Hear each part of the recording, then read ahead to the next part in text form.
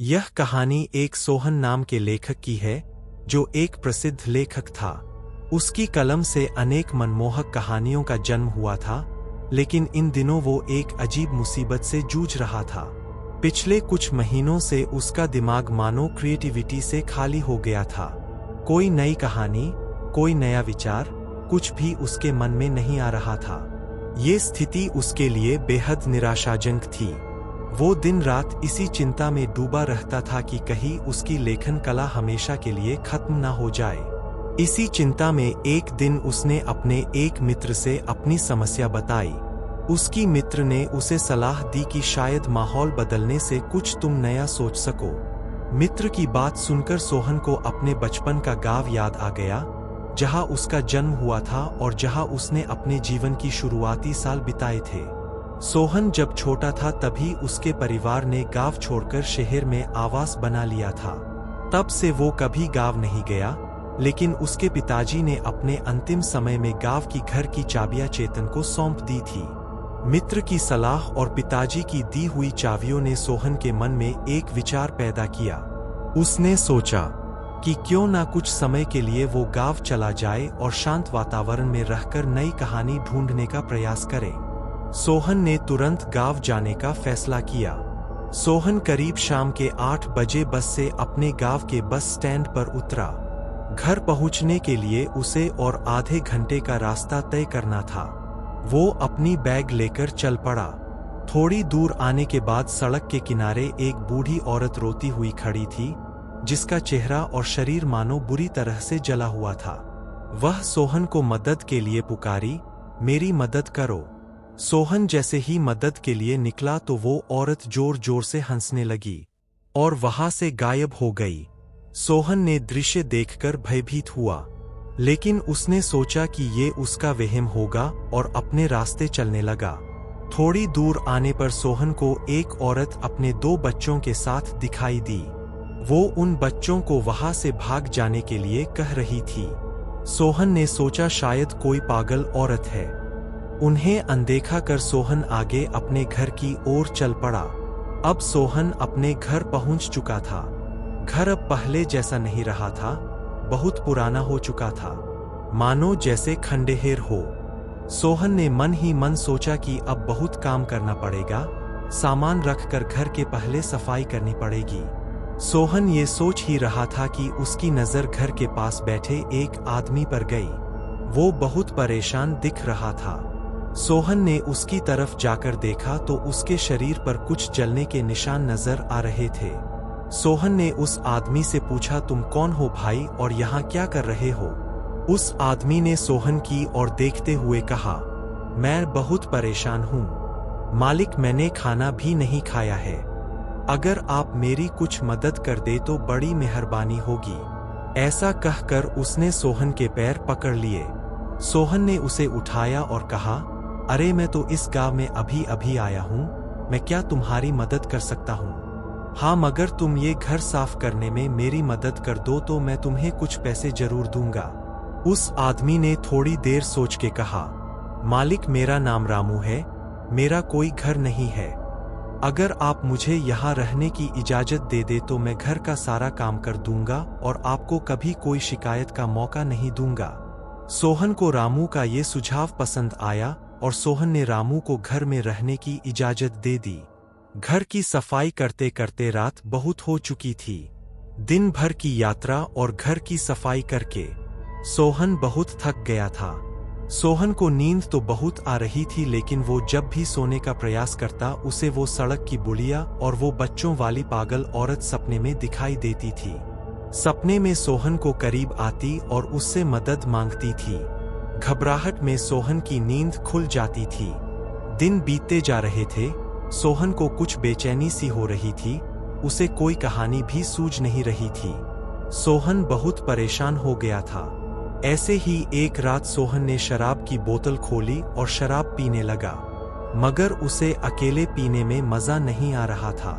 इसलिए उसने रामू को भी अपने साथ शराब पीने के लिए बुलाया। सोहन को देखकर रामू ने पूछा, मालिक आप कुछ परेशान लग रहे हैं, क्या बात है? क्या मैं आपकी कोई मदद कर सकता हूँ? सोहन ने कहा, तुम मेरी क्या मदद करोगे रामू? यहाँ मैं अपनी खुद मदद नहीं कर पा रहा हूँ। रामू ने कहा, फिर भी मालिक बताकर तो देखिए, शायद मैं आपके कुछ काम आ सकूं। सोहन ने कहा, मैं एक लेखक हूँ। बहुत महीने हुए मुझे कोई भी अच्छी कहानी सूझ नहीं रही, इसलिए मैं यहाँ आया हूँ कि यहाँ आकर शायद कोई अच्छी कहानी सूझ जाए, मगर यहाँ भी वही हाल है। रामू ने कहा, मालिक मैं आपको मेरी कहानी सुनाऊं, शायद आपको कुछ मदद मिले। सोहन ने कहा, तुम्हारी कहानी नहीं, मुझे ऐसी कोई भी बनाई हुई कहानी नहीं चाहिए, कुछ ओरिजिनल हो तो मजा आ जाए। रामू ने कहा, मालिक ये मेरी अपनी कहानी है। सोहन ने कहा, तुम्हारी कहानी ऐसी क्या खास बात है तुम्हारी कहानी में? रामू ने कहा, सुनने के बाद आप ही फैसला कीजिए, खास है कि नहीं। सोहन ने सोचा, चलो कुछ नहीं तो टाइम पास तो हो ही जाएगा।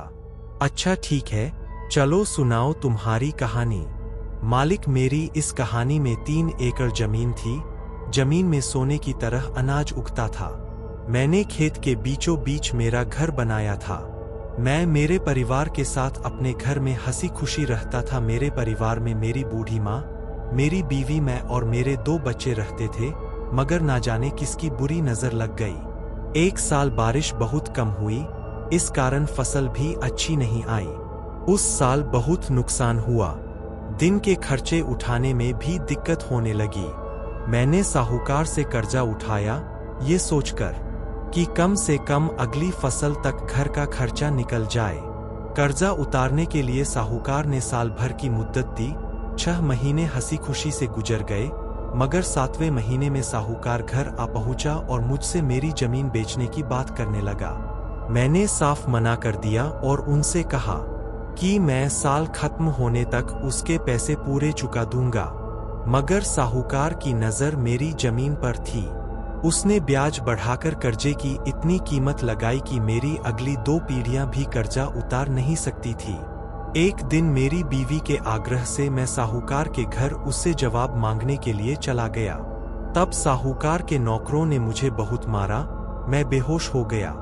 जब मेरी आंख खुली तब मैं अपने खेत में पड़ा था। मेरे सामने मेरा घर आग से लिपटा हुआ था और मेरी बीवी, बच्ची और मेरी बूढ़ी माँ मुझे अंदर से मदद के लिए पुकार रहे थे। मैं तुरंत उठकर उन्हें बचाने के लिए उनकी ओर भागा, मगर दरवाजे पर ताला लगा हुआ था। मैंने एक बड़े पत्थर से ताला तोड़ दिया और घर के अंदर उन्हें बचाने के लिए चला गया। सोहन ने कहा, बस रामू, बस अब आगे नहीं सुना जाता। क्या इसीलिए तुम्हारे शरीर पर जलने की निशान है? रामू ने कहा, जी हाँ मालिक। सोहन ने अपने शराब का ग्लास खत्म किया और सोने के लिए अंदर अपने कमरे में चला गया। दूसरे दिन सोहन उठा और रामू को आवाज देने लगा। सोहन की आवाज सुनकर रामू बाहर आ गया। जी मालिक, आपने मुझे बुलाया? सोहन, हाँ रामू, मुझे तुम्हारी कहानी सुनकर एक बड़ी अच्छी कहानी सुनी है। तुम्हारा बहुत बहुत शुक्रिया। अब मैं कहानी लिखने के लिए बैठ रहा हूँ, मुझे बिल्कुल भी डिस्टर्ब मत करना। मैं बुलाऊं तभी आना। रामू ने सकारात्मकता से सिर हिलाया। रामू ने सोहन के खाने पीने की सब व्यवस्था की और वो वहां से चला गया। सोहन कहानी लिखने में इतना व्यस्त हो गया था कि उसे ना दिन का पता था और ना रात की खबर। ऐसे ही 3 दिन बीत गए। सोहन अभी कहानी के अंत तक पहुंचा था, मगर उससे कहानी का अंत कैसे करे ये सूझ नहीं आ रहा था। बहुत सोचने के बाद उसने रामू को आवाज लगाई और रामू, मुझे कहानी का अंत सूझ नहीं रहा है।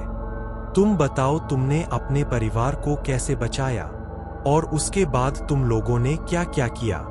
रामू ने कहा, मालिक, मैं तो बता रहा था मगर आपने ही मुझे रोक दिया। सोहन ने कहा, हाँ रामू सॉरी, मगर मैं अब सुनना चाहता हूँ कि आगे क्या हुआ। रामू ने कहा, मैं बता तो दूंगा मालिक, मगर क्या आप सुन पाओगे?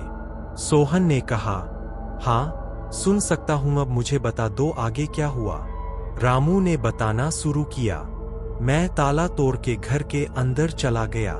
मुझे देखकर सब लोग मुझसे लिपट गए। उन सब को लेकर बाहर निकल ही रहा था कि घर के बाहर साहूकार खड़ा दिखाई दिया। उसने दरवाजा बाहर से बंद कर दिया।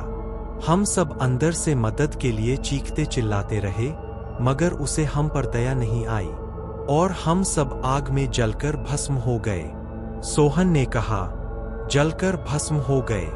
ये क्या बोल रहे हो? अगर तुम उस आग में जलकर मर गए हो तो तुम मेरे सामने कैसे खड़े हो? रामू ने कहा, सिर्फ मैं ही नहीं, मेरा पूरा परिवार यहाँ है, वो देखो। इतना बोलकर रामू जोर जोर से हंसने लगा। सोहन ने नजर घुमाई तो वो सब लोग वही थे जो उसके सपने में उसे दिखाई दे रहे थे। सोहन बहुत घबरा गया और वो घर से बाहर भागने लगा। इतने में घर के सभी परिवार ने दरवाजा बंद कर दिया। सोहन ने मदद के लिए खिड़की खोली तो रामू उसके परिवार के साथ बाहर खड़ा हुआ हंस रहा था। सोहन रोते हुए डरकर रामू से बोला, रामू प्लीज मुझे जाने दो, मेरी क्या गलती है? मैंने तुम्हारा क्या बिगाड़ा है? प्लीज मुझे जाने दो। रामू ने कहा, मालिक, मैंने जो आपको अपनी कहानी सुनाई उसकी साहूकार आपके दादाजी थे और ये जमीन जिस पर ये घर बना है वो मेरी है। मैं अपनी जमीन किसी को नहीं दूंगा। और फिर सोहन को, रामू और उनके परिवार ने यूस घर में आग लगाकर सोहन को मार दिया।